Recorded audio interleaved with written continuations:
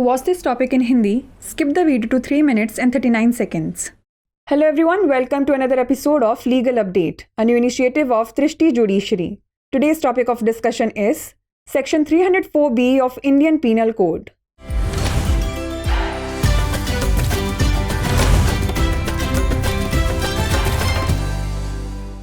First, let us see why is it in the news. Recently, in Suresh Prasad versus the State of Jharkhand case, the Jharkhand High Court has stated that once the prosecution proves the basic elements of Section 304B of the Indian Penal Code, the court can presume the guilt of the accused. This shifts the burden to the accused under Section 106 of the Indian Evidence Act to rebut this presumption and prove their innocence. Let's look at the background of the case. The appellant Suresh Prasad appealed against his conviction and sentence under Section 304B of the Indian Penal Code. The case originated from a written report by Dwarika Mehato alleging that his daughter Lakhia Devi was murdered by the appellant and his family members due to dowry demands. The trial court found the appellant guilty based on the available evidence, including testimonies from the deceased mother and the informant, as well as the post-mortem report. Additionally, the court invoked Section 113B of the Indian Evidence Act, establishing a presumption of dowry death once certain facts were proven, and found that appellant failed to discharge his burden under Section 106 of the Indian Evidence Act. The court's observations were as follows. The court affirmed the trial court's decision of finding the appellant guilty under Section 304B of the Indian Penal Code, but modified the sentence considering the period of custody undergone by the appellant. The trial court's imposition of the maximum sentence without considering mitigating or aggravating circumstances was deemed inappropriate by the appellate court. The appellant had already spent 11 years in custody, and considering this, the court set aside the life sentence and sentenced him to the imprisonment already undergone. Let's know more about Section 304B of the Indian Penal Code. This section defines dowry death as the death of a woman within 7 years of marriage caused by burns, bodily injury, or under abnormal circumstances due to cruelty or harassment related to dowry demands from her husband or his relatives. The essential elements include the cause of death, the timing within 7 years of marriage, evidence of cruelty or harassment linked to dowry demands shortly before death. The punishment for dowry death as per Section 304B Clause 2 of the IPC is imprisonment for a minimum of 7 years, extendable to life imprisonment.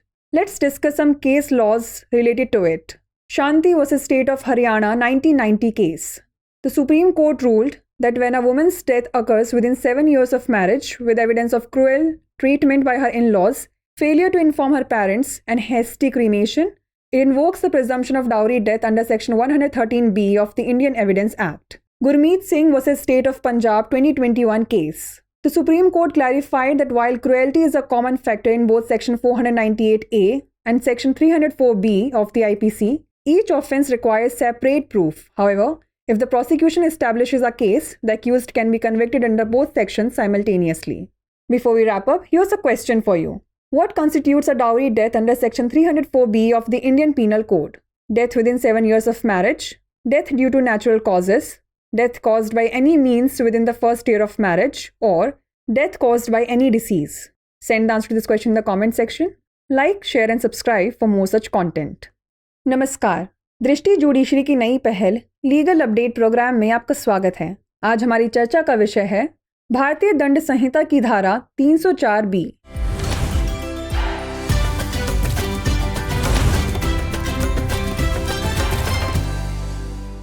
सबसे पहले जान लेते हैं यह चर्चा में क्यों है। हाल ही में सुरेश प्रसाद बनाम झारखंड राज्य मामले में झारखंड उच्च न्यायालय ने कहा है कि एक बार जब अभियोजन पक्ष भारतीय दंड संहिता की धारा 304B के मूल तत्वों को साबित कर देता है तो अदालत आरोपी का अपराध मान सकती है। इससे भारतीय साक्ष्य अधिनियम की धारा 106 के तहत इस धारणा का खंडन करने और अपनी बेगुनाही साबित करने की जिम्मेदारी आरोपी पर आ जाती है। आइए जान लेते हैं मामले की पृष्ठभूमि। अपीलकर्ता सुरेश प्रसाद ने भारतीय दंड संहिता की धारा 304B के तहत अपनी दोष सिद्धि और सजा के खिलाफ अपील की। मामला द्वारिका महतो की एक लिखित रिपोर्ट से उत्पन्न हुआ, जिसमें आरोप लगाया गया कि उनकी बेटी लखिया देवी की दहेज की मांग के कारण अपीलकर्ता और उसके परिवार के सदस्यों द्वारा हत्या कर दी गई थी। ट्रायल कोर्ट ने उपलब्ध साक्ष्यों के आधार पर अपीलकर्ता को दोषी पाया, जिसमें मृतक की मां और मुखबिर की गवाही, साथ ही पोस्टमार्टम रिपोर्ट भी शामिल थी। इसके अतिरिक्त अदालत ने भारतीय साक्ष्य अधिनियम की धारा 113B को लागू किया। कुछ तथ्य साबित होने के बाद दहेज हत्या की धारणा स्थापित की और पाया कि अपीलकर्ता भारतीय साक्ष्य अधिनियम की धारा 106 के तहत अपने बोझ का निर्वहन करने में विफल रहा।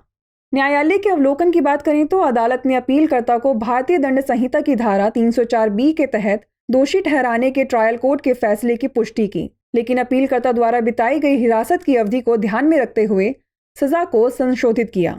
निचली अदालत द्वारा परिस्थितियों को कम करने या गंभीर करने पर विचार किए बिना अधिकतम सजा देने को अपीलीय अदालत ने अनुचित माना था। अपीलकर्ता पहले ही 11 साल हिरासत में बिता चुका था और इस पर विचार करते हुए अदालत ने आजीवन कारावास की सजा को रद्द कर दिया और उसे पहले ही भुगते गए कारावास की सजा सुनाई। वहीं भारतीय दंड संहिता की धारा 304B की बात करें तो यह धारा दहेज मृत्यु को विवाह के 7 साल के भीतर जलने, शारीरिक चोट या अपने पति या उसके रिश्तेदारों से दहेज की मांग से संबंधित क्रूरता या उत्पीड़न के कारण असामान्य परिस्थितियों में हुई मृत्यु के रूप में परिभाषित करती है।